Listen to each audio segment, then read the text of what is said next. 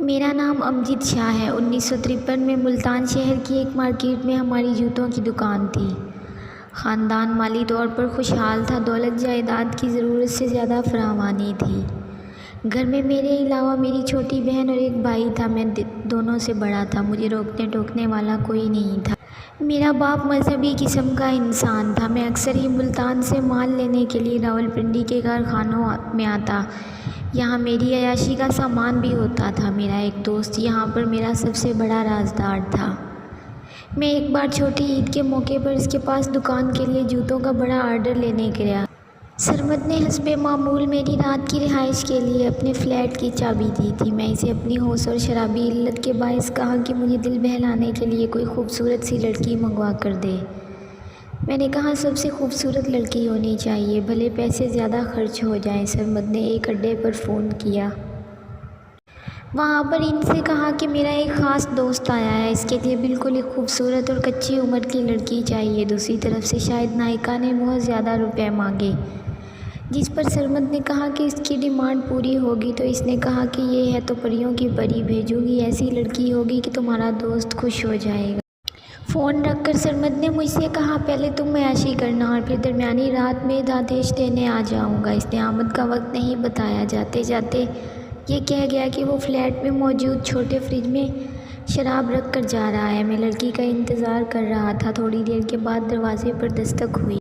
میں نے دروازہ کھولا تو ایک سوکھا سا آدمی اپنے ہاتھ میں بیڑی پکڑے کھڑا تھا اور اس کے پیچھے ایک چھوٹے قد کی لڑکی کھڑی تھی۔ اس نے کہا سرکار نئی پری حاضر ہے، یہ آپ کی عارضی دلہن ہے، یہ بڑی نازک ہے، خیال رکھیے گا اس کا۔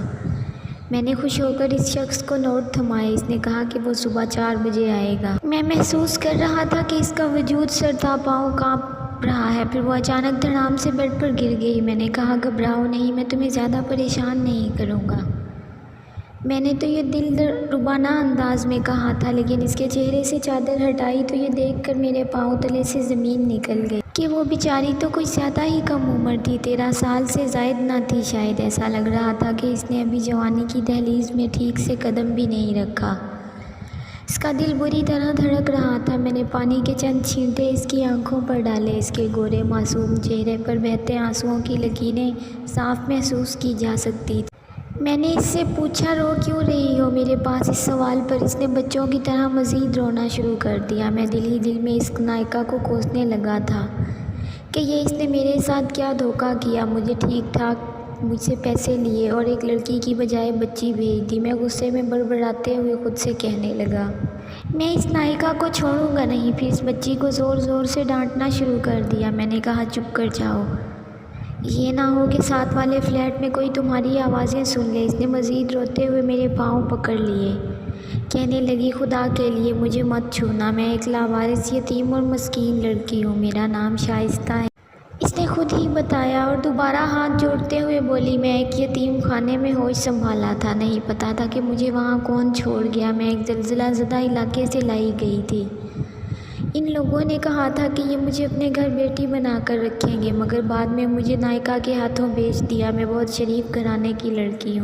اس نے ایک بار پھر گڑ گڑا کر مجھ سے ہاتھ جوڑ کر کہا خدا کے واسطے انکل مجھ پر رحم کرو، میں آپ کی بہن بیٹی جیسی ہوں، مجھے جذباتی کرنے کی کوشش نہ کرو اور خود کو میری بہن بیٹیوں سے مت جوڑو۔ لیکن وہ رو رہی تھی اور مجھ سے التجا کر رہی تھی، اس کی معصومیت اور بے بسی پر ترس آ رہا تھا مجھے۔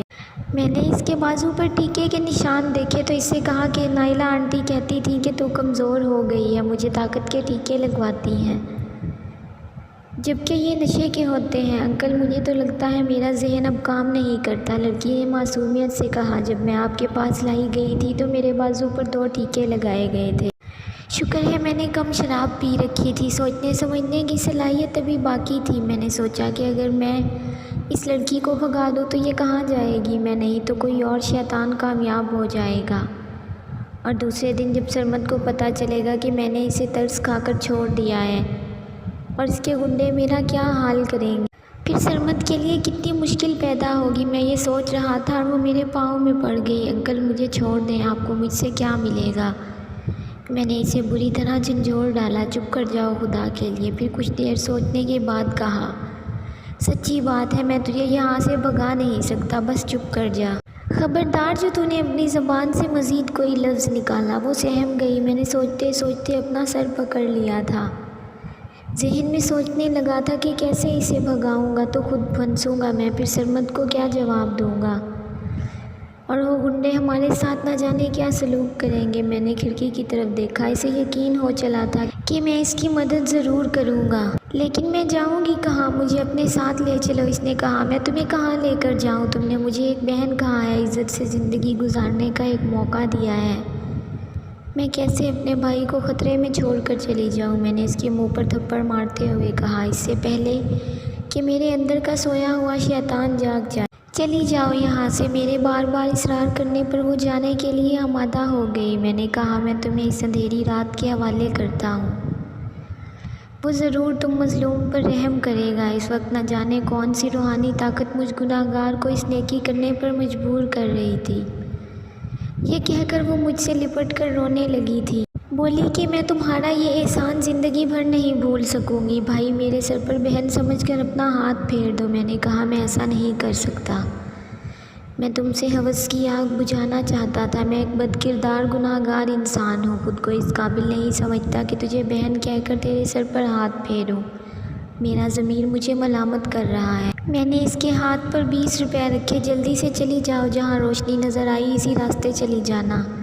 خیر، سرمد کے آنے کا وقت ہو رہا تھا۔ میں نے فلیٹ کے دروازے سے زبردستی اسے باہر دھکیل دیا۔ اسے بھگانے کے بعد میں سوچ رہا تھا کہ میں سرمد سے کیا جھوٹ بولوں۔ میں نے اپنے چہرے پر پریشانی کے تاثرات نمایاں کر لیے۔ سرمد آیا تو میں نے پریشان ہو کر کہا، یار میرے ساتھ بہت برا ہوا ہے، وہ لڑکی مجھے زخمی کر کے بھاگ گئی ہے، نائکا نے میرے ساتھ دھوکہ کیا۔ میری بات سن کر سرمد بھی پریشان ہو گیا تھا۔ بولا کہ اس لڑکی کا ہمیں پیچھا کرنا چاہیے، اسے ڈھونڈنا چاہیے، ورنہ نائکا کے گنڈے ہمارا برا حال کر دیں گے۔ خیر پھر ویسا ہی ہوا۔ لڑکی تو کہاں ملنی تھی۔ ان لوگوں نے کہا کہ تم دونوں کو ہر صورت وہ لڑکی واپس کرنا ہوگی، ورنہ تمہارے ساتھ کتوں سے بھی برا سلوک ہوگا، اور اگر لڑکی نہیں دی تو ہم تمہارے گھر کی عورتوں کو اٹھا لیں گے۔ پھر اسی طرح کے کچھ سنگین حالات پیدا ہوئے تو میں اپنے شہر بھاگ آیا۔ گھر آیا تو ابا نے مال کے بارے میں پوچھا۔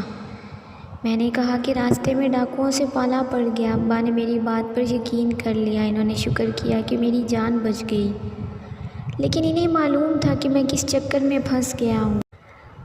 میرے دل میں بھی دھڑکا لگا رہتا کہ نائکا بدماش ہی تھی، جس کے بارے میں مشہور تھا کہ وہ اپنے کوٹھے سے گم ہونے والی ایک ایک لڑکی کے پیچھے پاگل ہو جاتا ہے،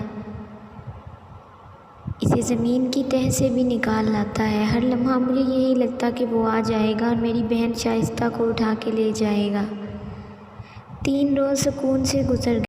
چوتھے دن میں خوف سے اپنے گھر میں دبکا بیٹھا ہوا تھا کہ ہماری دکان سے نوکر آیا۔ وہ بہت گھبرایا ہوا تھا۔ کہنے لگا، سرمد نامی ایک آدمی، اس کے ساتھ 2 خطرناک گنڈے بھی آئے ہیں، ساتھ میں ایک عورت بھی ہے، بڑا رولا پڑ گیا ہے، جلدی سے دکان پر آئیے۔ اس کی بات سن کر مجھے لگا جیسے میرے پاؤں تلے سے زمین کھسک رہی ہو۔ بہرحال جب میں بازار پہنچا تو ہماری دکان کے پاس ہنگامہ لگا ہوا تھا۔ کچھ لوگوں نے میری شکل دیکھی تو شور سا مچ گیا کہ آ گیا ہے۔ مجمع کو چیرتے ہوئے میں دکان میں داخل ہوا۔ سرمد 2 گنڈوں اور ایک حرام سی عورت کے ساتھ وہاں موجود۔ سرمد نے اس عورت سے کہا کہ اسی نے شازیہ کو بھگایا ہے۔ ہاں نائلہ آنٹی یہی بندہ ہے۔ اور پھر اس دوسرے شخص نے بھی نائلہ سے کہا جو فلیٹ میں میرے لیے لڑکی لایا تھا۔ ابا نے مجھ سے پوچھا، یہ لوگ کون ہیں؟ اتنے میں دکان میں کھڑے گنڈے نے میری کمر پر زوردار تھپڑ مارا۔ وہی لڑکی جسے تو نے ورگلا کر فلیٹ میں بلایا تھا، نائلہ آنٹی نے ڈرامائی انداز میں آنسو بہاتے ہوئے کہا۔ کمینہ ڈاکٹر اختر کی بچی کا عاشق تھا۔ ڈاکٹر صاحب اپنی فیملی سمیت امریکہ منتقل ہو گئے، شازیہ کو ہمارے پاس چھوڑ گئے تھے۔ اس نے اس بچی کو نہ جانے کس طرح اپنے جال میں پھنسایا اور جوتے کے کارخانے کے مالک سرمد کے ساتھ مل کر فلیٹ میں بلا لیا۔ اس کے بعد نہ جانے کہاں بھگا کر لے گیا۔ نائکا نے بڑی خوبصورتی سے کہانی کرتے ہوئے کہا، بس پھر کیا تھا، ہماری جو بدنامی ہونی تھی وہ تو ہو ہی گئی تھی۔ ابا کے سامنے بھی میری حقیقت کھل گئی۔ پھر مجبوراً پڑوس کے چند تجربہ کار جاننے والوں کو بلایا گیا۔ وہاں ایک بزرگ جن کی میں بہت عزت کرتا تھا، انہوں نے مجھ سے پوچھا کہ بیٹا اصل بات کیا ہے، تم ہمیں بتا دو۔ مجھے اصل بات بتلانے میں بڑی شرم محسوس ہو رہی تھی۔ وہاں موجود ابا کے ایک دوست نے کہا، بیٹا حقیقت بتانے سے شرماؤ نہیں، اس لڑکی کے بارے میں ساری حقیقت بتا دو۔ خیر بڑی ملامت سے میں نے اس لڑکی کے بارے میں وہاں موجود سب لوگوں کو بتا دی۔ کچھ لوگوں نے تو کانوں کو ہاتھ لگائے۔ خیر اس کے بعد ابا نے مجھے اپنی جائیداد، دکان وغیرہ سے آگ کر دیا۔ میں رسوائے زمانہ ہو کر در در کی ٹھوکریں کھاتا رہا۔ پیٹ تو پالنا تھا۔ ایک دوست کی ٹیکسی کمیشن پر چلانا شروع کر دی، جو ایک کوٹھری میں رہتا تھا۔ وقت اپنی مخصوص رفتار سے گزر رہا تھا جب میں 50 سال کا ہو گیا۔ اتفاق سے ایک روز میں ملتان شہر کے علاقے میں اپنی ٹیکسی میں بیٹھا سواریوں کا انتظار کر رہا تھا کہ میرے پاس ایک بوڑھا شخص آیا۔ اس نے کہا مجھے ایئرپورٹ جانا ہے۔ تھوڑی دیر کے بعد اس کے ساتھ میں ایک لڑکی بھی آ گئی۔ یہ بڑی ہی خوبصورت اور ماڈرن لڑکی تھی، جبکہ اس کے پیچھے ایک بڑھیا بھی تھی۔ کوٹھی کے 2-3 ملازم لڑکے بھی نظر آ رہے تھے۔ لڑکی نے سب کو دعا سلام کے بعد خدا حافظ کہا۔ بڑھیا نے اس کے سر پر ہاتھ پھیر کر کہا لندن پہنچتے ہی فون کر دینا۔ میں نے شیشے میں لڑکی کو دیکھا تو وہ مجھے آنکھیں پھاڑ پھاڑ کر دیکھ رہی تھی، شاید مجھے پہچاننے کی کوشش کر رہی تھی، جبکہ میرے بوڑھے ذہن میں ایک خوابیدہ سی ماضی کی یاد جاگنے کی کوشش کر رہی تھی۔ اسے کہیں دیکھا ہے، میرے ذہن میں خیال آیا، یہ کون ہو سکتی ہے اور یہ مجھے کیوں دیکھ رہی ہے؟ تب اچانک میرے ذہن میں دھماکہ سا ہوا کہ یہ تو وہی لڑکی ہے، شازیہ، مگر یہ اس مقام تک کیسے پہنچی؟ مجھے اسے دیکھ کر خوشی بھی ہوئی اور حیرت بھی۔ میں نے مسکراتے ہوئے اسے دیکھا۔ انکل آپ زمانے میں جوتوں کا کاروبار کرتے تھے نا؟